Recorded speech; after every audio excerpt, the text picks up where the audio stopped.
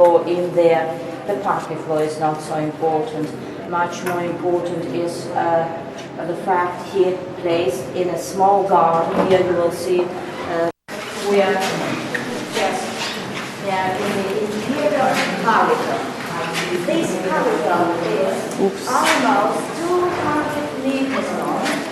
It is that 196 meters long. On both sides there are paintings. These paintings can I ask you to come a bit nearer to me?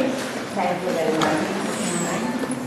Ladies and gentlemen, these paintings, they show the first Austrian ruling families. The Bamberg Margraves, they are shown on this side. They were descendants of German, Bavarian nobility. They came to Austria in the 10th century in consequence of the wars against the Hungarians. Their successes, the Habsburgs and the Habsburg Emperors are shown on this side. The Bamberg Margraves ruled Austria for 270 years and the Habsburgs for 640 years. Maria Theresa and her spouse Princess Stephen of Lorraine are shown here. They were here in this abbey in the year 1745. They came together in that year. The new Baroque structure was ready, and Maria Theresa and her spouse, they were very impressed by the view of this majestic building. Maria Theresa visited this monastery 2 times afterwards. She came without her husband, but not alone, accompanied by a staff consisting of 200 people. Needed a lot of accommodation. That is why nearly 60 rooms were always available in this imperial wing. There is a corridor above us and there is one beneath. The actual imperial rooms were situated on this side, and on that side there were rooms for servants. There is a museum in there. It is a modern exhibition. The title of this museum is The Path from Yesterday to Today. The idea of such a museum came from the monastic community, and this concept was realized by Austrian architect Hans Hofer. And I invite you now into the first room of the museum. Hofer worked much with colors and coloring. That is why the first rooms of the museum are filled with different colors. Mind the step here. While entering, be careful. There is a small step. Color blue in the first room is the color of meditation, of the universe. And we tell about the founder of the Benedictine order here, about Saint Benedict. There is a statue here in this room representing Saint Benedict. Saint Benedict was born in Italy in 480.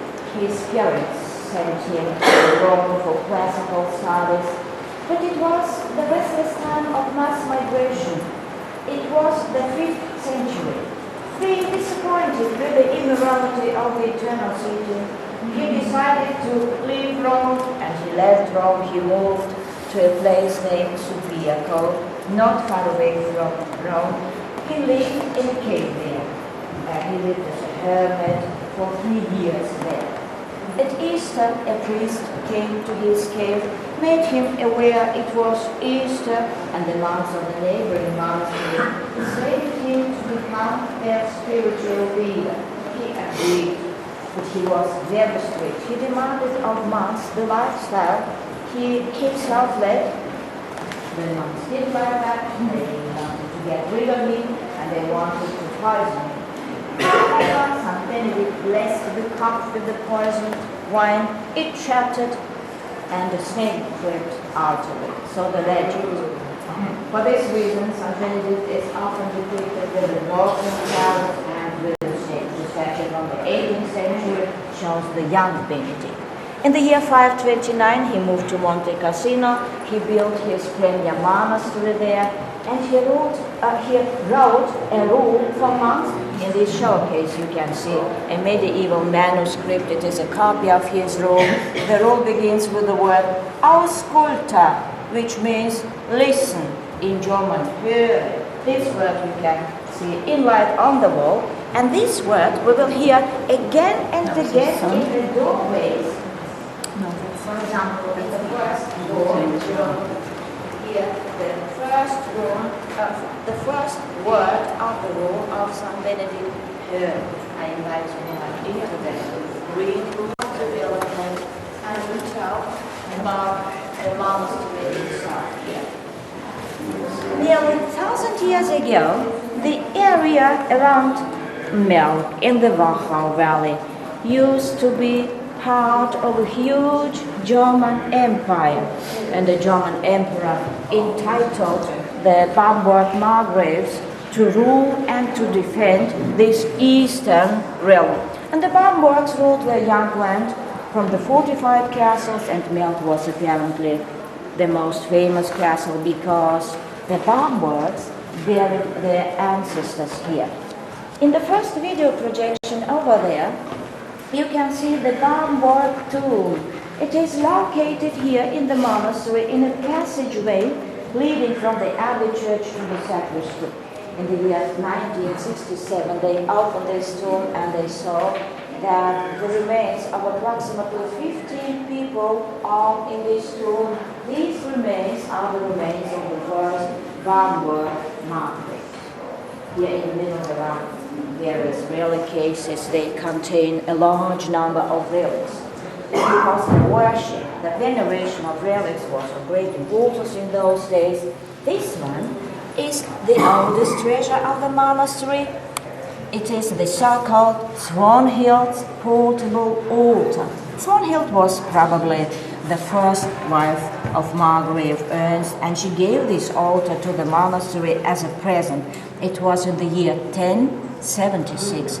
As you see, it consists of a wooden case. The relics of St. Cyriacus are sealed in it.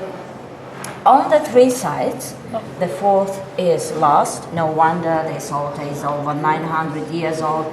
There are ivory reliefs, and these reliefs show the scenes from the life of Jesus Christ. Priests traveling, clergymen traveling could use this altar to celebrate the Mass.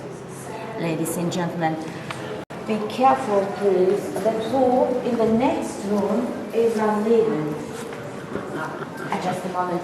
I'd like to show you this patron saint. It is Saint Columban. Saint Columban was an Irish prince. In the year 1012, he was on the pilgrimage to Jerusalem. But near Vienna, he was suspected of being a spy. He was imprisoned, he was tortured, and finally hanged from a dry elder tree. The dry elderberry tree began to bloom after his death, and the local population began to venerate him as a patron saint. And Margrave Henry I brought the corpse of St. Columban to Melk, and he is buried here in the Abbey Church. My goodness. Ladies and gentlemen, this monstrance, she is always in the treasure chamber of the monastery. It contains the relics of St. Columban. You can see the lower jaw and the tooth. This monstrance is made in the shape of an elderberry tree, and it was crafted in the year 1752 by a goldsmith from Vienna, Olofsson. Careful, the words here.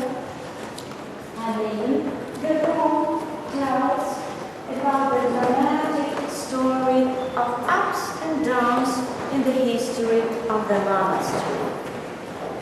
In the 11th century, the monastery quickly developed and it reached its spiritual and cultural peak. But at the end of the 13th century, a large fire destroyed almost the entire complex. On top of it came the plague, bad harvest, other disasters. Then the time of Reformation came, of Counter-Reformation, and only in the 18th century, the monastery was able to become a well-ordered monastic community.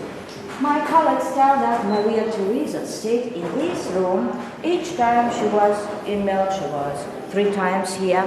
The stucco ceiling in the former imperial rooms has remained from the Baroque period. We have here in the corner over there, there is here a wonderful ceramic wood-burning stove. Almost in each imperial room there is a ceramic stove, and these stoves, they were heated from the hallway. We are coming later into the corridor again, and I'll show you on the right side small wooden doors, and these doors, they are also stoves, and they lead to such ceramic stoves. The stove and the ceiling, they are nearly 300 years old, but the floor in the museum was new laid in the 19th century. 3 different kinds of wood were used here: walnut, pear, and cherry. Ladies and gentlemen, the next room is small, maybe a bit small for our group. I'd like to turn your attention. In this dark place, on the left side you will see a late Romanesque cross. This cross is over 800 years old. It has been restored, that is why such bright colors. It is the oldest wooden cross in the German-speaking world. It came to from Vienna, from the oldest church in Vienna, and it's dark room. They deliberately they have shown it as a dark place. They wanted to show the gloomy atmosphere of the Middle Ages in this small dark room. The life of people in the Middle Ages was not easy.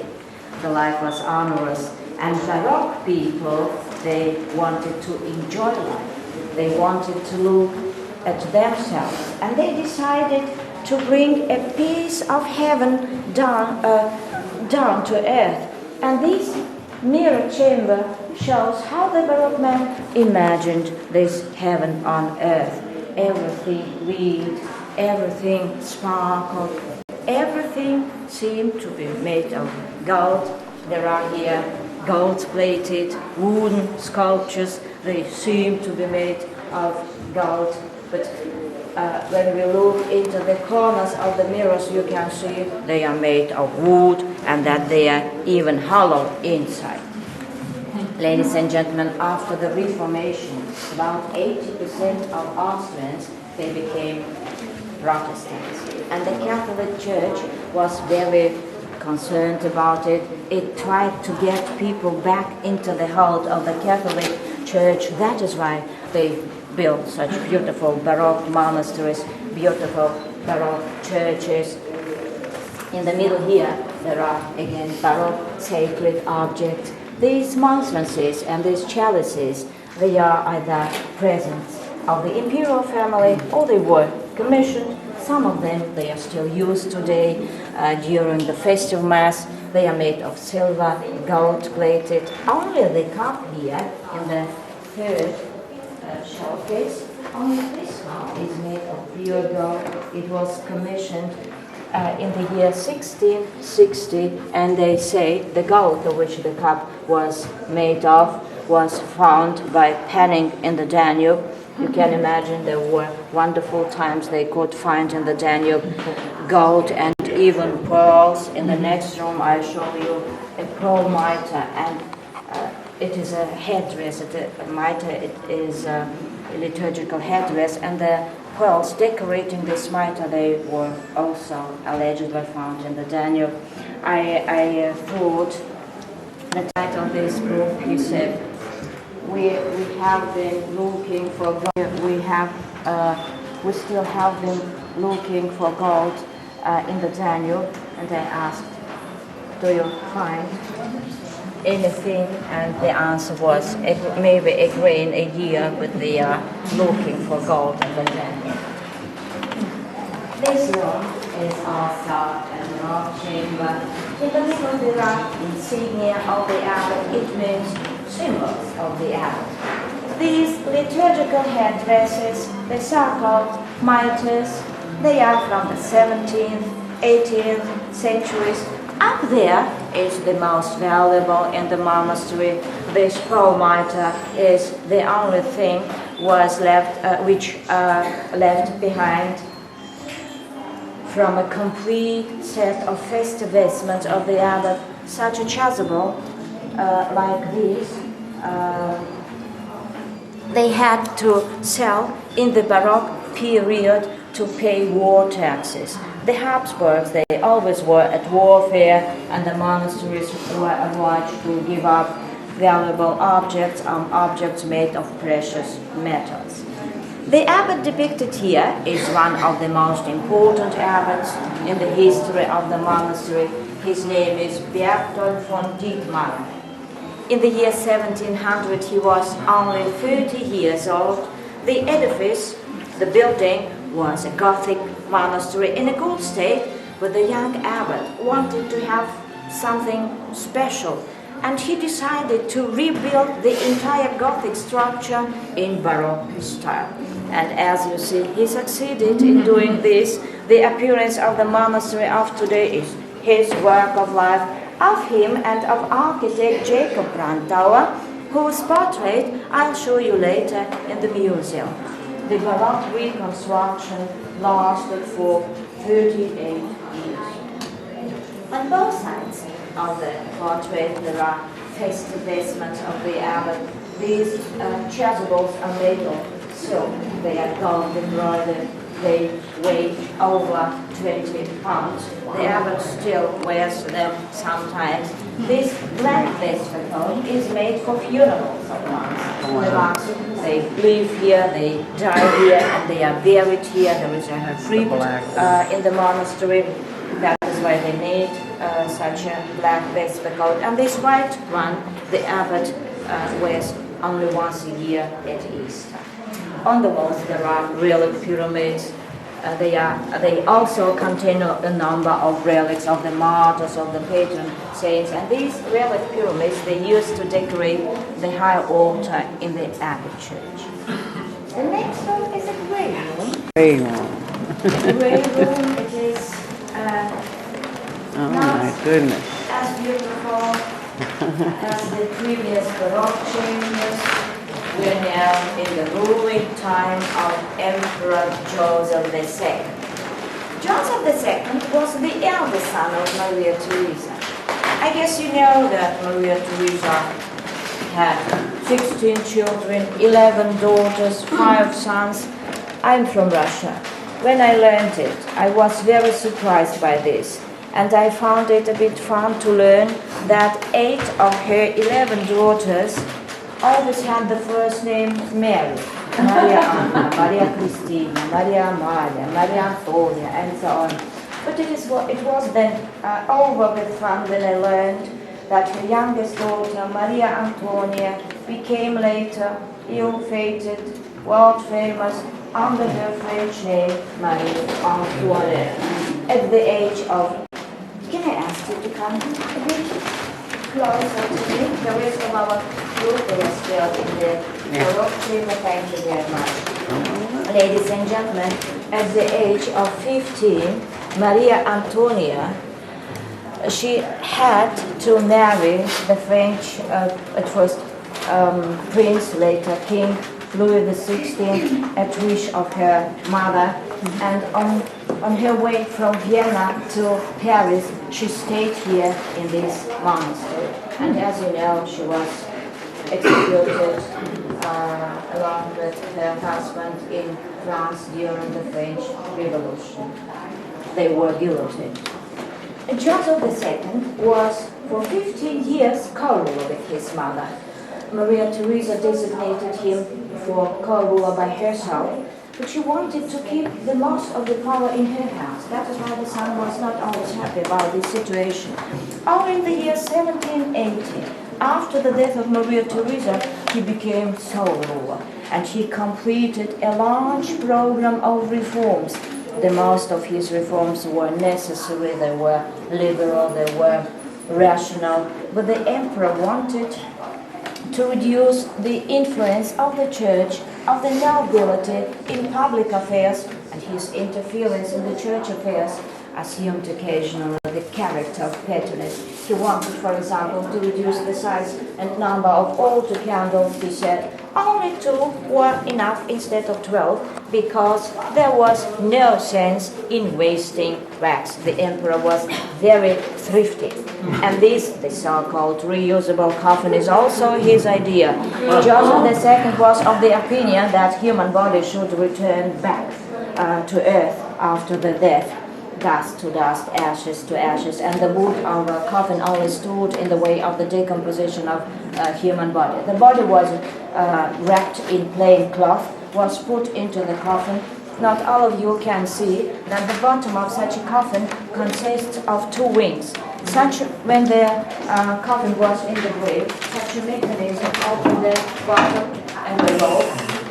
The body remained in the grave and the coffin was pulled down to be used again.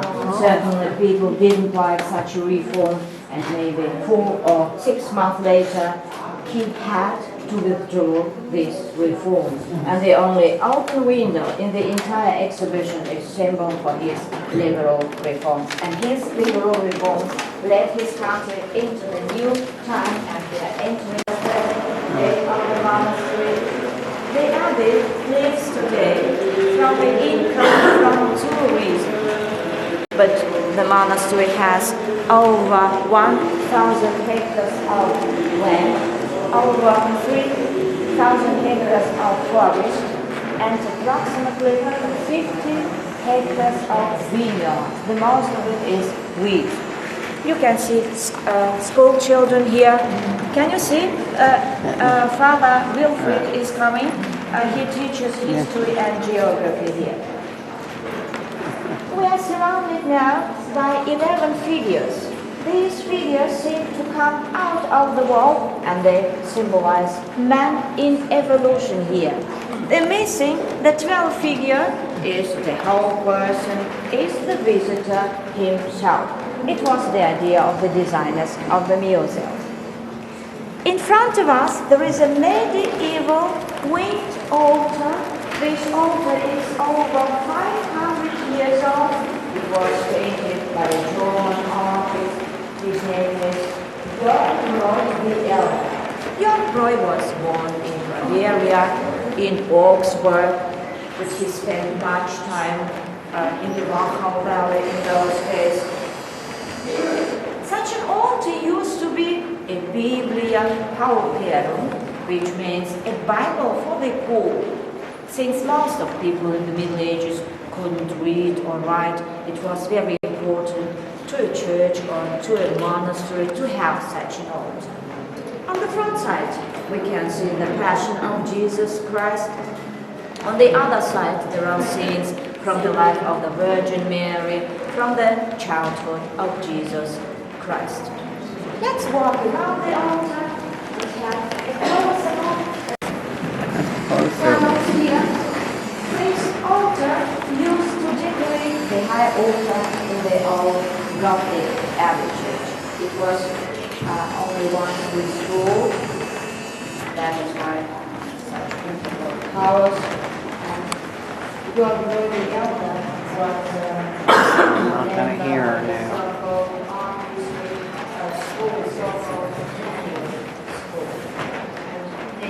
going too fast.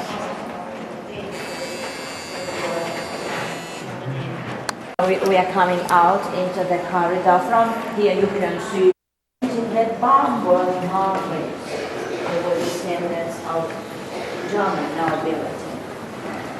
The first picture here shows the first Margrave, Leopold I. He was who came 1,000 years ago to Melk, and he built on a rock 60 meters above the Danube a castle. The family, the young land expanded. They wanted to the east, they wanted to Vienna, and they decided to leave Melk because they were no more interested in this place.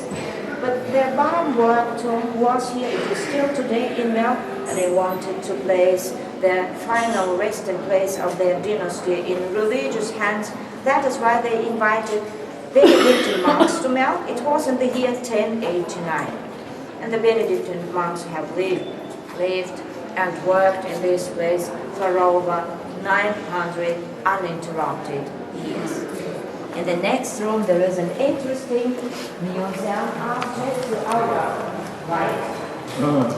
You will see yeah, you are right, it is a treasure chest. This iron drum is over 300 years old. I am sure it weighs over 200 kilograms. It is the so-called treasure chest. It is so called because it was used in times of acute danger. When the enemy stood in front of the gates of the town, of the monastery, the most important document, the most valuable treasures of the abbey were put in such a treasure chest. The lid was closed, it was locked with such a large key, and everything was brought to Salzburg because Salzburg used to be the safest place in those days. Such a treasure chest has one lock, one key, with 14 levers, 14 bolts. The lock is still intact, it still works. I will show you how it works, but see, my finger hurts. Would you help me maybe? Would you help me? This direction, only once when you turn with both hands. Turn it with both hands. Thank you. Can you see? All 14 bolts, they move. This treasure chest, thank you very much. Thank you. This treasure chest is unbreakable, it is fireproof, I would say it is a top quality safe. 2 months ago, I had such a large group from Germany. I showed everything, I told everything. Suddenly I heard someone speaking English. Made in Germany, said one of the visitors. At first I didn't understand. What did you say again in English? Made in Germany. I was interested in this question, and I had a word with Father Bruno. Father Bruno is one of 30 monks here. He is 82 years old in November. He used to be music teacher in this school. Despite the age, he's still a very active person. He still plays organ concerts in the Abbey Church, and asked him, Father Bruno, is it true that this treasure chest was made in Germany or maybe in Habsburg lands? He said, no one knows it exactly. It is not proved, but the quality of German products is well known. That is why I stay with the old statement, made in Germany. There is a model of the Baroque stretched to our right. There is a door. I invite you now. Be careful, please. There is a step in front of us. Mind the step. Mind the step.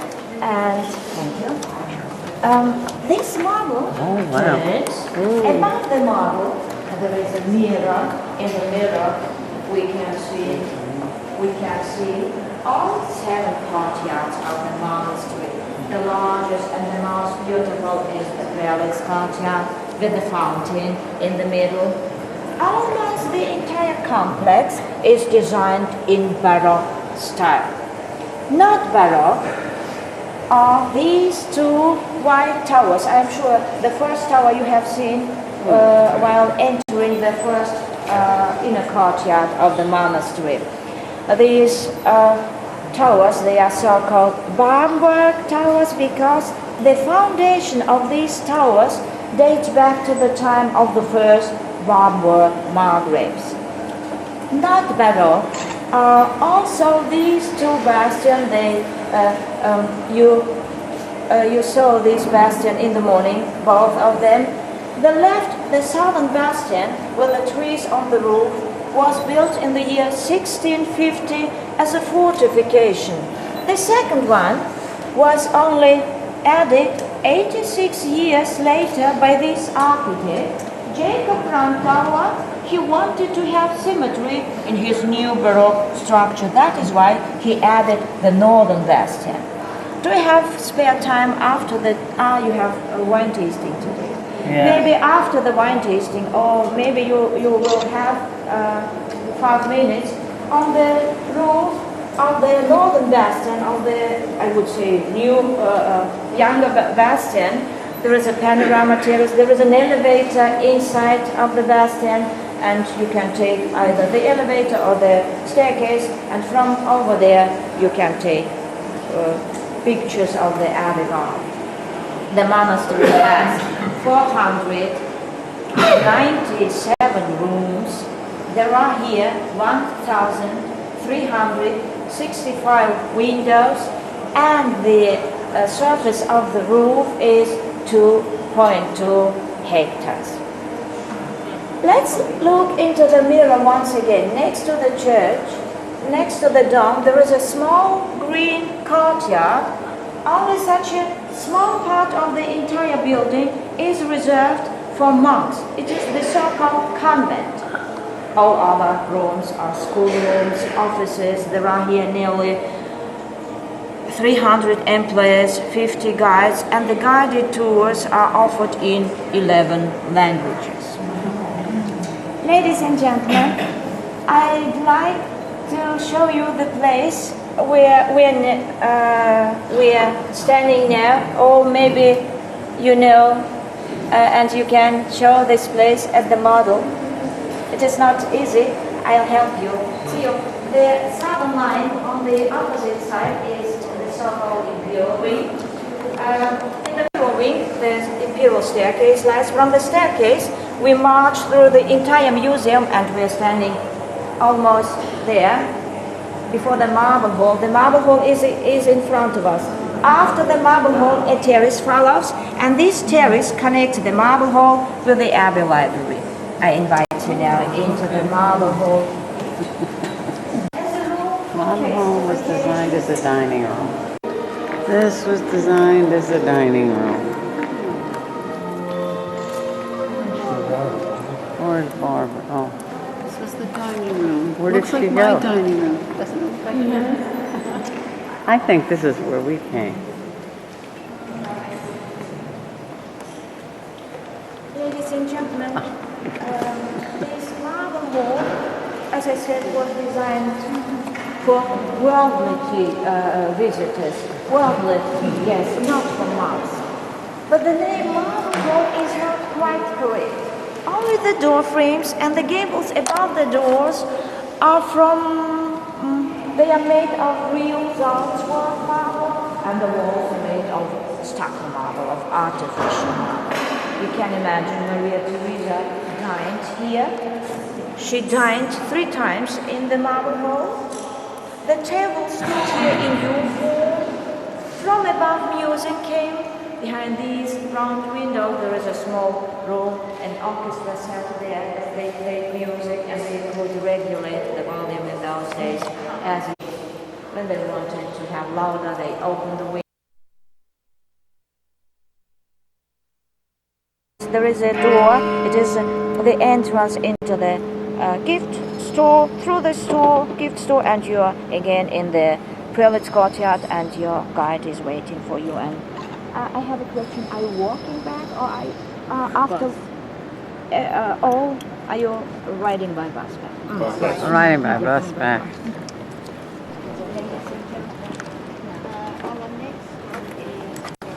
The library has 1,000 books. I'm not up there to get it, so I gotta say it.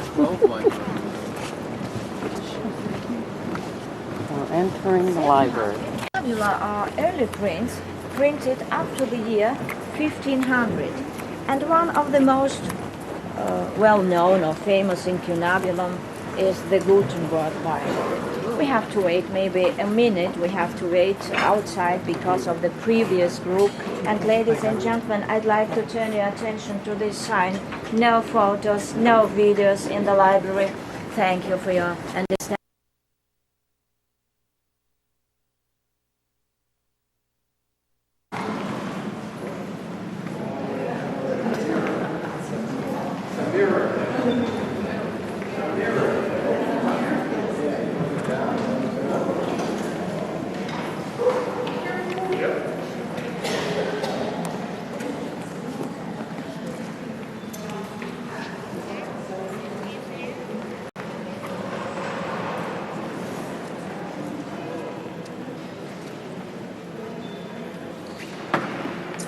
Paintings are 300 years old.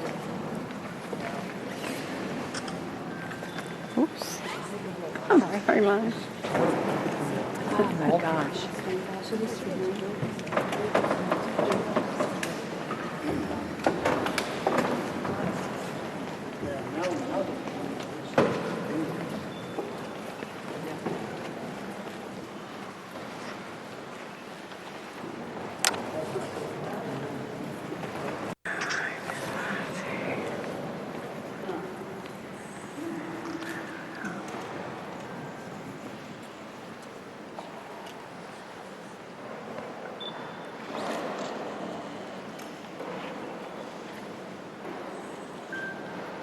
Did you look back at the order? Sometimes you get so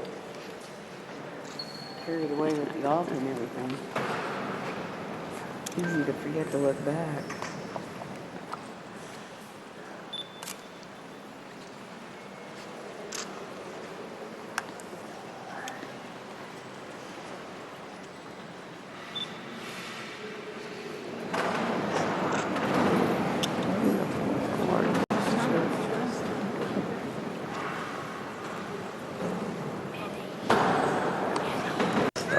Here again.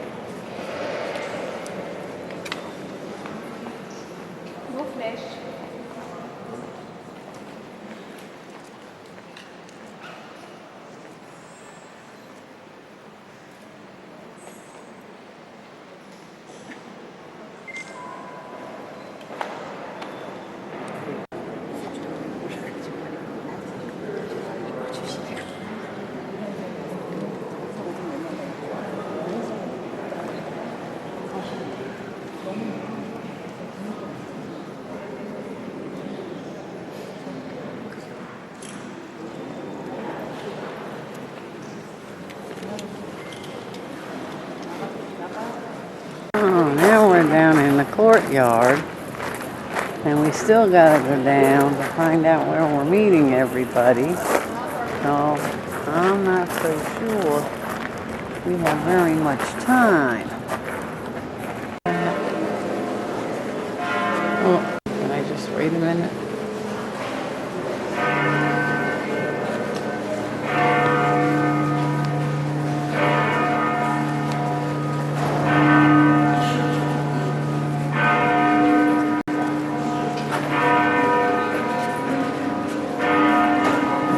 Alright, we're coming back out now. Oh, I don't know. I see the red flag.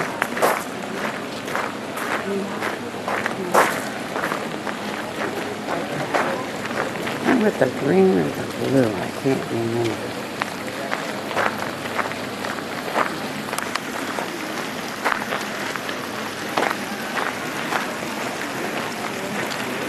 We just going through? Just go on through? Yep. All the way to the back on the left, that's where the wine tasting is. It's the yellow Okay. building. Anke and Dina, that will show you further. Okay. Where the wine tasting is. We're going for the wine tasting now.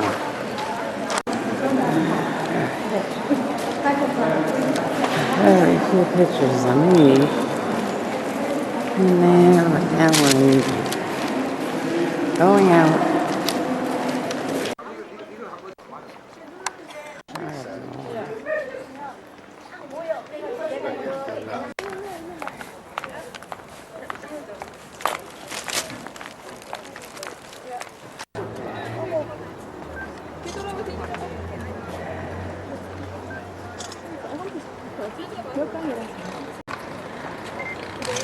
There's the garden.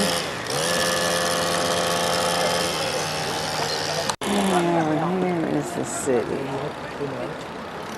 There's the city.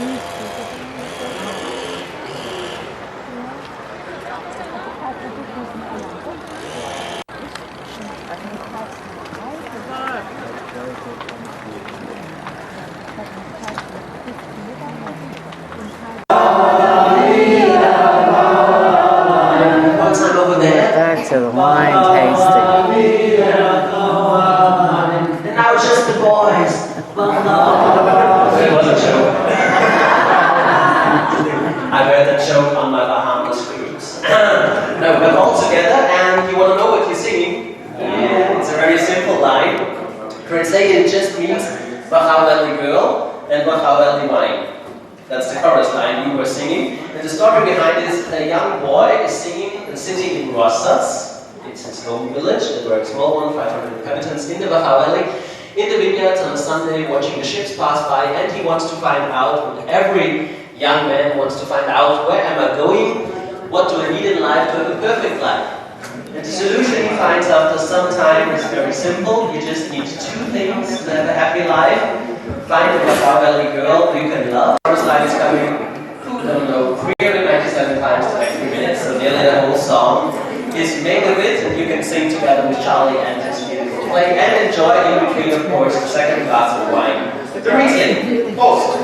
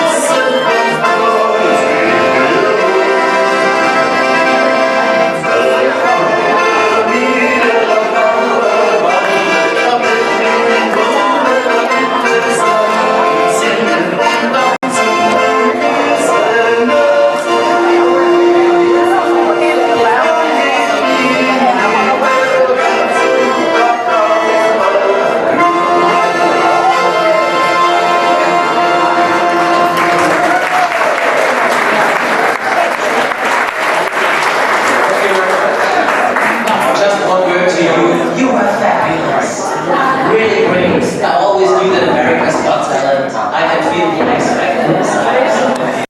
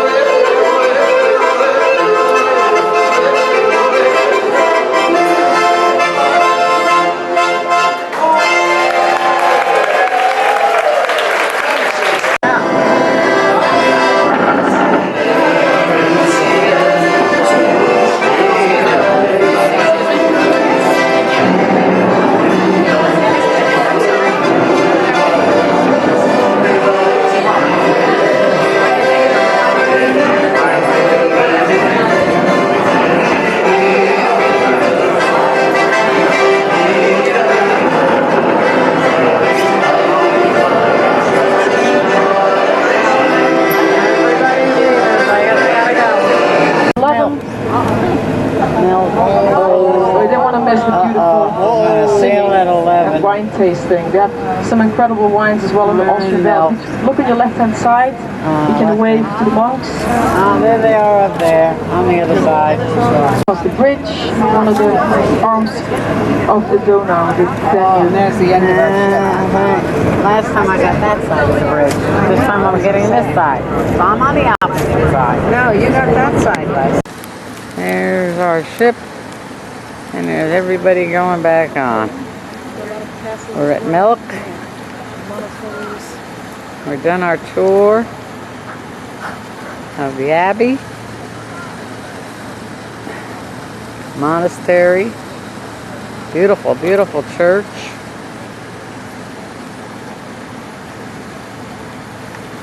And now we're getting ready for Vienna.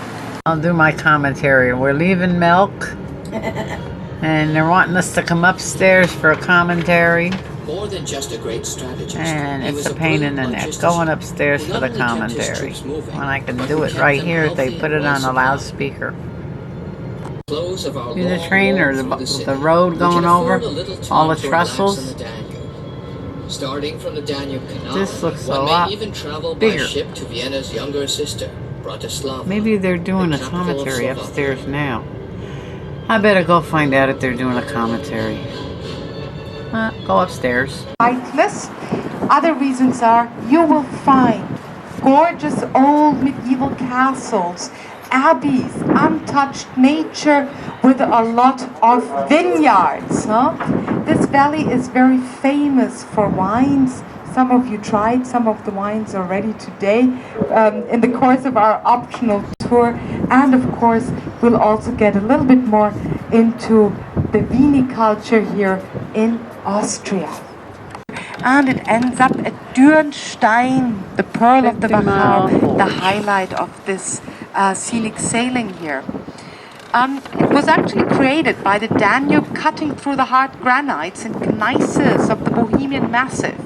The precipitous slopes rise approximately 1,000 feet and more above the river and are crowned by castles. The sheltered nature of this winding gorge gives it a special microclimate. Here it is warmer than in adjacent areas. Snow lies on fewer days than in the rest of the valley, and in summer it is warm enough to grow peaches and apricots. And this is the big thing here in this valley, peaches and apricots. And of course, what do we produce out of those apricots and peaches? Schnapps, of course, but not only schnapps, we also have apricot soap, for example, apricot candles, and chocolate with a filling of apricot ganache. Absolutely delicious, and you can still find that in Vienna. But once again, I mentioned it before, above all, the Wachau is famous for its vineyards, which grow on the sunny south-facing slopes where there are fertile deposits of wind-blown loess. Wines grew in the Wachau already in Celtic times, but it was actually the Romans who produced wine on a large scale. Actually, the Romans, that's quite an interesting story. They knew already how healthy wine is, how good wine is for the human being, but of course only if you do not drink it in excess, right? And the Romans actually had a rule for their army. The Roman soldiers had to drink 1/3 of a gallon of wine per day, because the Romans believed that would strengthen the soldiers. So it was the Romans who, in this area here, introduced professional vineyards on a larger scale. Around the year 800, Charlemagne donated the land of the Wachau to the abbeys and monasteries of Salzburg and Bavaria. Actually, there was a very undignified scramble to own vineyards, and it is said that the Wachau supplied no less than 50 monasteries with their wines.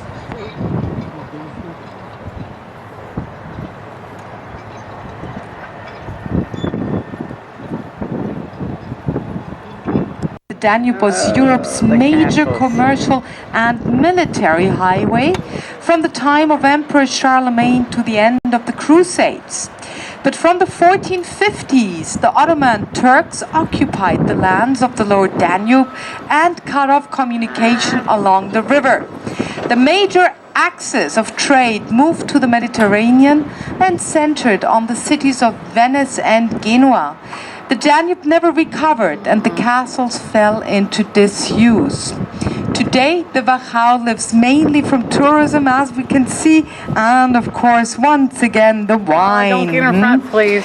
Please. As I said, some of you tried already the wines. Going straight down. And just actually, those not wines straight in have front. won international Where she is prizes fine. in the recent years. But I'm shooting straight at the castle. But now, ladies and gentlemen, our first castle is coming up on the right-hand side, and that is Schönbühl Castle. It's perched on its rock 130 feet above the Danube. It actually dominates and protects the entrance to the Wachau Gorge. The original castle dates from the 12th century, but was rebuilt as we see it from 1819 to 1821. It belonged to the bishops of Passau. Remember, we met them yesterday, until 1396, and then passed to the Starhembergs, who built the convent just a short distance downriver in 1666. The convent chapel was built as a duplicate of the Church of the Holy Sepulchre in Jerusalem. Today, the chapel serves as a parish church, but the castle is privately owned and is not open to the public. So here we come on the right-hand side, Schönbühl Castle. Right next to it, we can see already the former convent. Also on the right-hand side, it's sitting there a bit lower than the castle, which serves as the parish church. Here for over 650 years, the last emperor had to abdicate. 1918, after World War I, that was Charles and his Italian wife Zita. They had to abdicate. The Austrians decided they want to become a republic after losing another war, and especially bad war, World War I. The Habsburgs were in the beginning allowed to keep their property down here, and they were also allowed to keep their title until Charles decided he's not going to give up. He still wants to be the Emperor of Austria. Once the Republic had realized that, they said, you are banned from Austria, you are not allowed to come back. Sidehands, cousins or so of the Emperor, and they were allowed to stay here, but they were not allowed to carry their titles and some of the property of the Habsburgs was confiscated, given to the state. Some of the property they were allowed to keep. But if the monarchy had continued, we'd have an emperor right now, and the one in line, his name is also Charles, right? So it belongs to a cousin of Charles, but his name is Frederick. Why do I know so much about that? Well, I actually once wanted to move with a friend of mine and her husband and her kid and our cats and dogs. We wanted to move to the countryside together, and we actually got to know Frederick Habsburg since he also owned another monastery here in the area. 300 square meters, a rent of only 700 euros. Why did we decide against it at the end of the day? This monastery was from the 1200s, okay, and therefore it was protected, historical protection, right? And those 300 square meters were divided into 11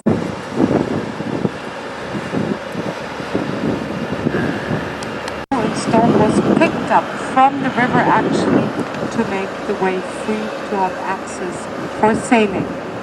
Important along the Danube, of course, here in this area the floods were extremely bad too. Everything that we see now, the trees, all the stones that we see on both sides of the river, totally flooded just 4 weeks ago. It was actually a state of emergency, and even our army had to walk in to help the people affected in this area. At the moment, look how paradox this is. At the moment we're facing the opposite situation. The water is lower than usual. You might realize that some of the stones that you see here are whiter than others. So we're missing around, well, I would say half a meter, 1.5 feet of water at the moment. So low water at the moment. Can you hear me better now? We're really putting it up on maximum volume. Ladies and gentlemen, those of you who are sitting...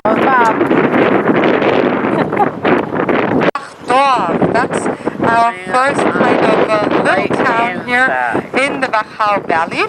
And Axbachdorf was occupied by the Romans in the 2nd century, and in 830 it was mentioned as belonging to a monastery in Bavaria. In 1380 a Carthusian monastery was founded over there. In 1419, when the Order's house was destroyed in Prague by the Hussites, its monks found refuge at their sister house here and brought along part of their very valuable library. The present monastic buildings date from the 16th century. Emperor Joseph II dissolved the convent in 1782. Axbachdorf coming up on the right-hand side. Ladies and gentlemen, Joseph II was actually a son of Maria Theresia, and Maria Theresia was the most famous empress we've had here in Austria. Maria Theresia lived in the 1600s. She had 16 children. She administered this huge empire, and she raised her 16 children. She was quite a lady.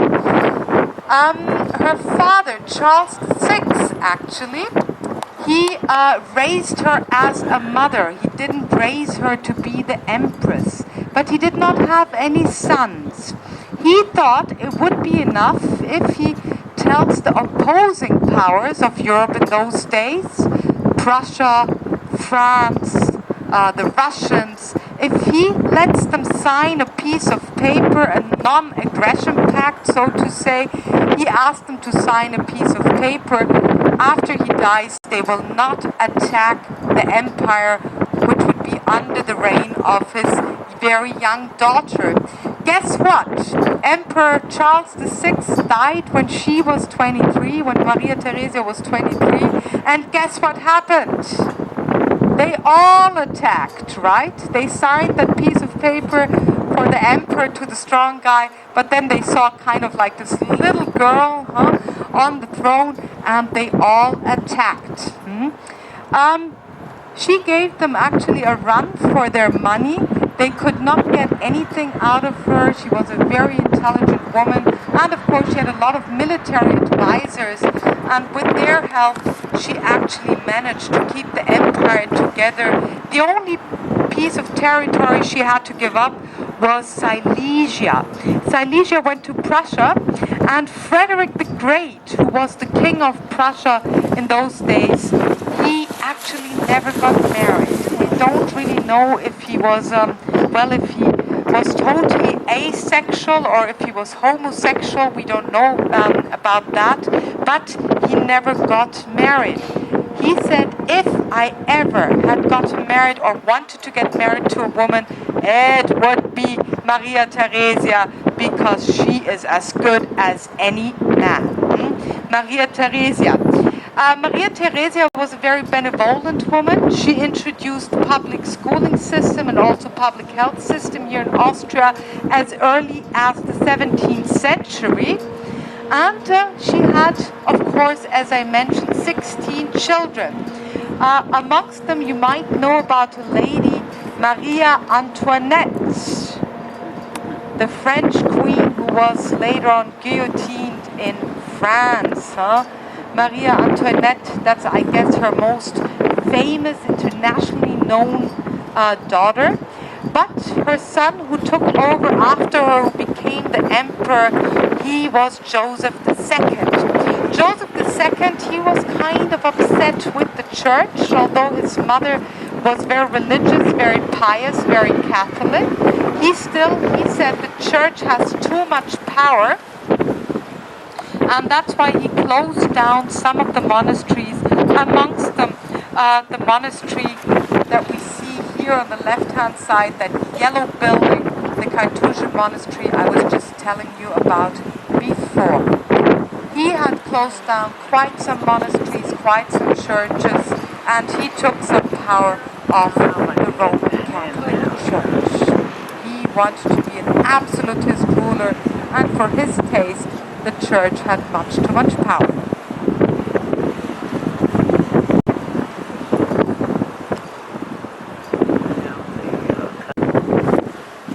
Too far away, so I don't think the picture's going to come out, but I'm going to try it anyway. Feet above hand side. This castle belonged to the lords of Kuenring, who expanded Austrian territories at the expense of Germany.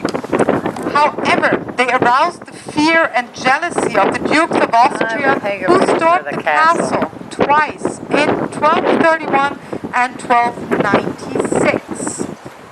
Later on, the castle passed into the hands of Georg Scheck von Wald, who made it into one of the strongest on the river. Georg, according to the legend, was a cruel man who often kidnapped people and held them for ransom. He is said to have placed his prisoners on the spur of rock at the foot of the castle and given them 3 choices. They could be freed on the receipt of a ransom, they could starve to death, or they could jump to their death on the rocks below. You will find the Ackstein Castle, and you can still see the spur of rock at the foot of the castle. And I don't know if those pictures will come out, because this is how far away we are, and this is how much I have to zoom in to get the picture, and I just don't know if the picture came out that good, because I'm zooming in so far.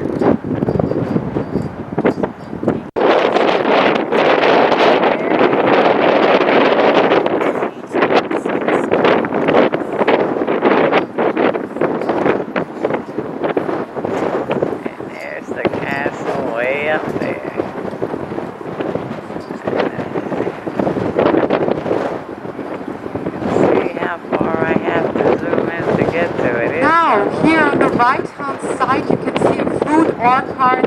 What kind of fruits do we have here? You know already microclimate. So once again, apricots, peaches, plums in the season, cherries also in the season. And we grow quite a lot of nuts, walnuts. Also, once again, sorry about that, we always talk about food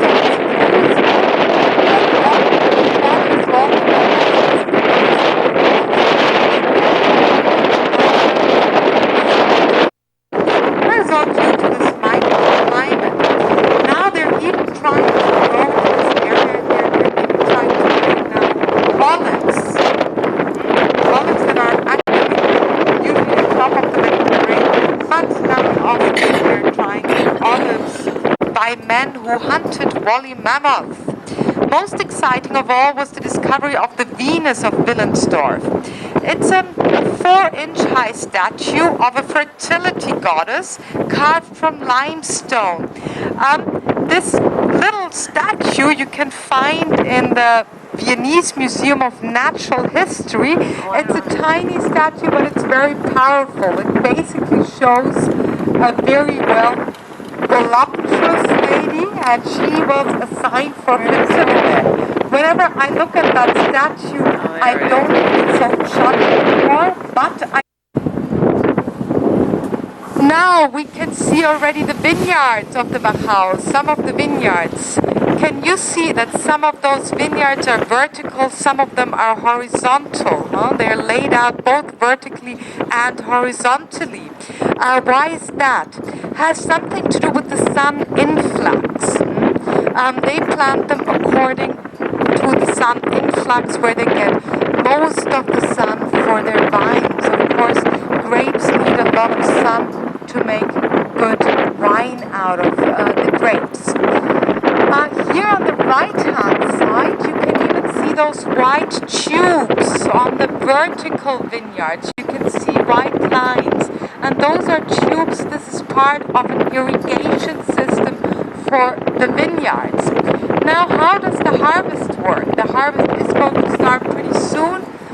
Well, now it's almost end of August. The harvest usually starts in the first 2 weeks of September. By the way, also on the Rhine and on the Main, they do the same thing like here in Austria at the Wachau. These grapes are picked by hand. You cannot work these steep vineyards with machines, right? Much too narrow, much too difficult to get heavy machinery up there. Sometimes they have little tractors, but very little ones. And the grapes are mainly picked by hand. Who picks those grapes? Well, usually those vineyards are privately owned, so the whole family helps. The whole family helps to pick the grapes. But also for the bigger vineyards, they have to hire laborers. Where do those laborers come from? Well, from rather poor Central European countries like the Ukraine, for example, or Poland, or Romania, or Bulgaria. So we have seasonal guest workers that come here just to pick the grapes. Why do we get guest workers from Central Europe? Well, those pickers, they get approximately on an average €6 per hour only, okay? No Austrian, let's be honest about that, would even lift his or her small finger for such an hourly salary. That's why we get those guest workers from Central Europe. They stay here for approximately a month and a half. They do their thing, they pick the grapes. They stay, they get food and accommodation together with that salary, with the hourly fee of €6. And then they go back home again. Actually, the employer, the vintners, are supposed to insure those guest workers. It's quite controversial here in Austria. Some of them do, some of them don't. That's why we have established a new form of police, and they're checking throughout the harvest. They're checking on the workers here if they have some health insurance or not.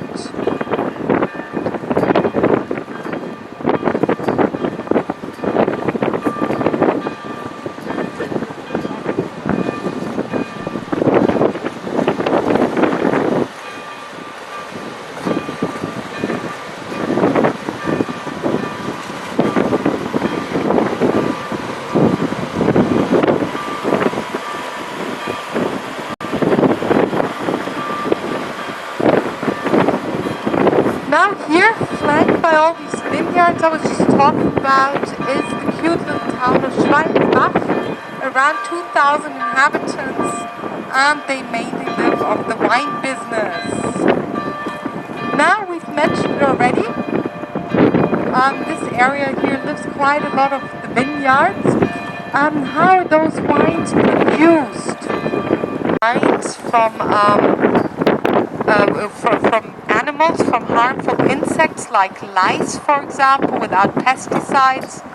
You plant roses. Lice don't like the smell of roses, so that's why you will find very often in some vineyards rose bushes.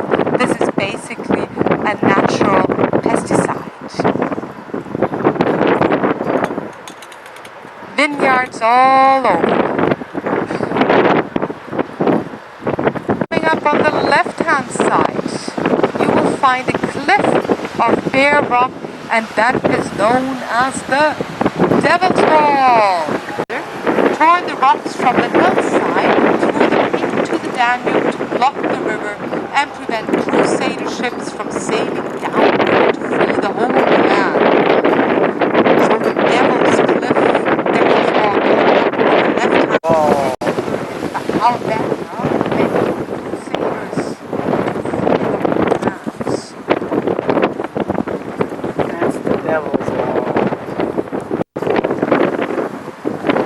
On the right-hand side, more fruit trees, fruit orchards, various trees here. So vineyards and fruit trees. But coming coming up already on the left-hand side is the town of Spitz. And this town and its vineyards were mentioned already by Pope Eugene III.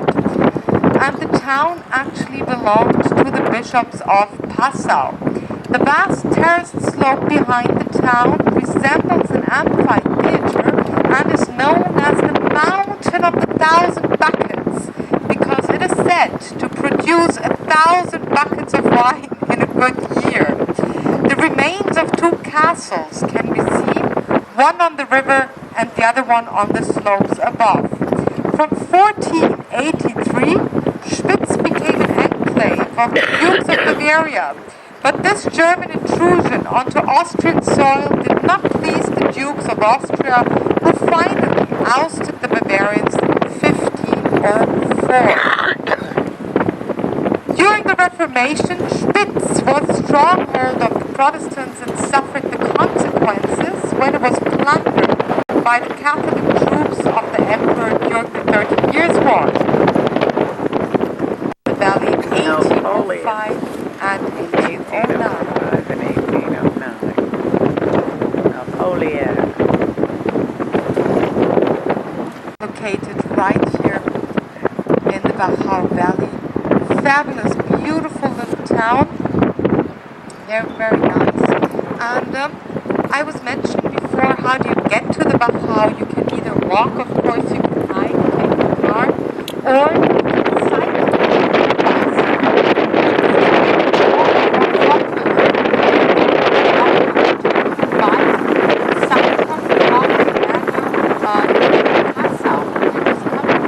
And they stop in little towns like Spitz here, and they just knock on the doors of a bed and breakfast and ask, hey, room available?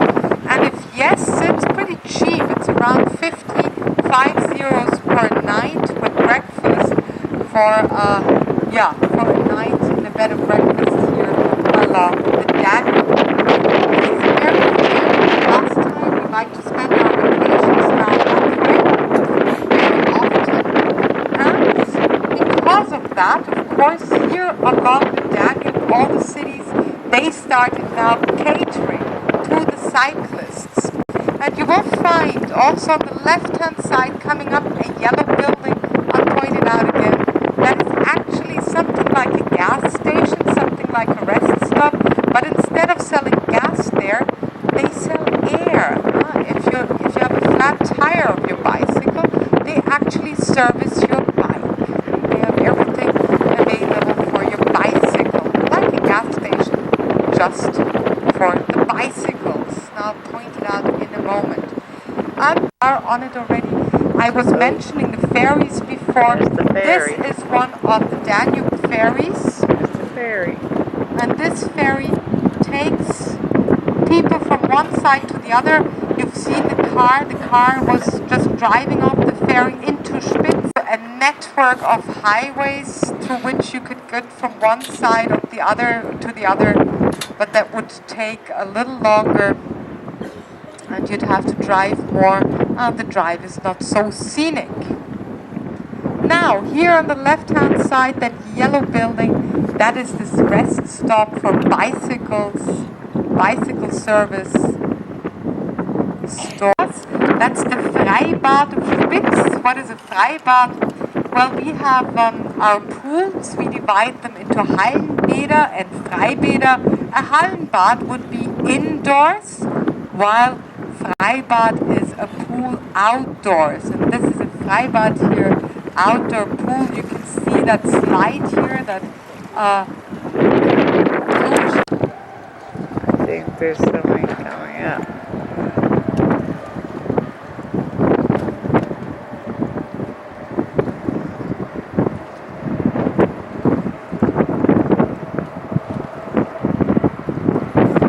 Picture will come out, whatever it is.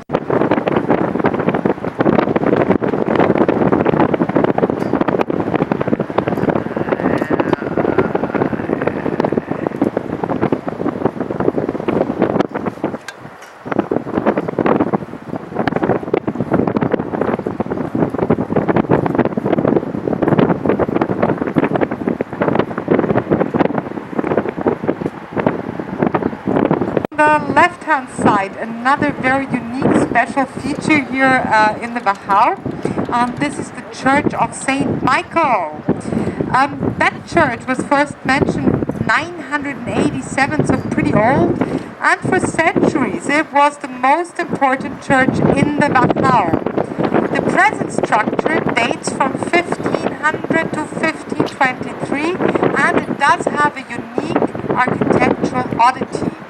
If you look closely, zoom it in with your cameras or find binoculars, you will see statues of rabbits or hares on the ridge of the roof.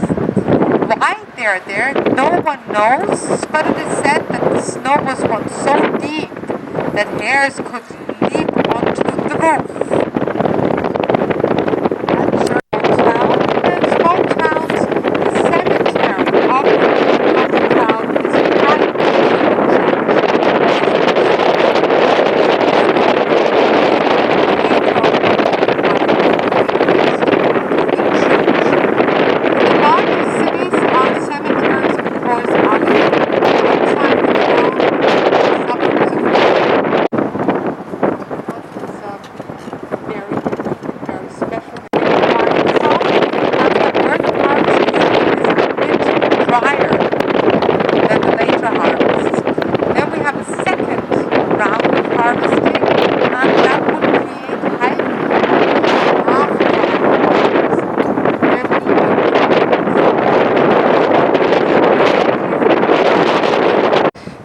Reformation. It was a stronghold once again of the Protestants, but they were driven away by a Catholic offensive.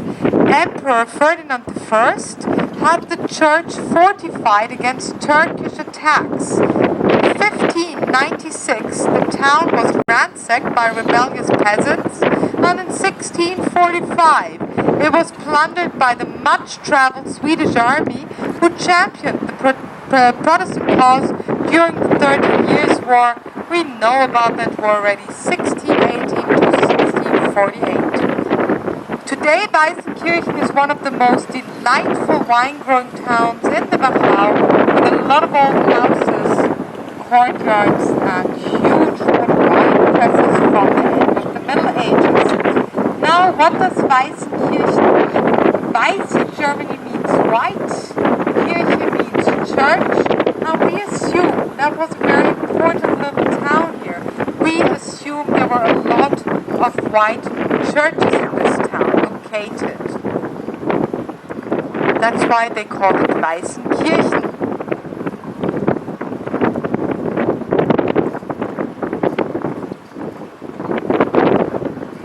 Now we close on the roof, and also here in Austria we're getting more into producing our own energy, especially in the countryside, if you have your own house. There is an European Union-wide initiative subsidizing of solar panels. We want to get more into renewable energy.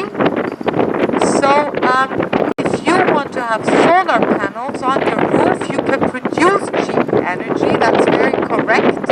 But to actually install solar panels on your roof, that is quite expensive. It costs around 25,000 euros. So to windmills, all renewable energy, it's a bit more expensive, but well, you know, we shouldn't leave our children, our children's children and grandchildren dirty earth, so I believe in renewable energy.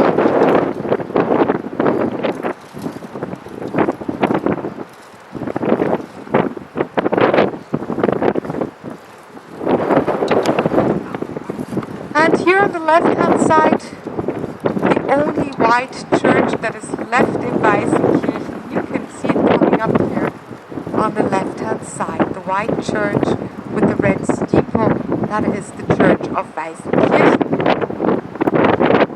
And Weißenkirchen also has a ferry system. You can see on the right-hand side, but also on the left-hand side, the docking spots of the ferry.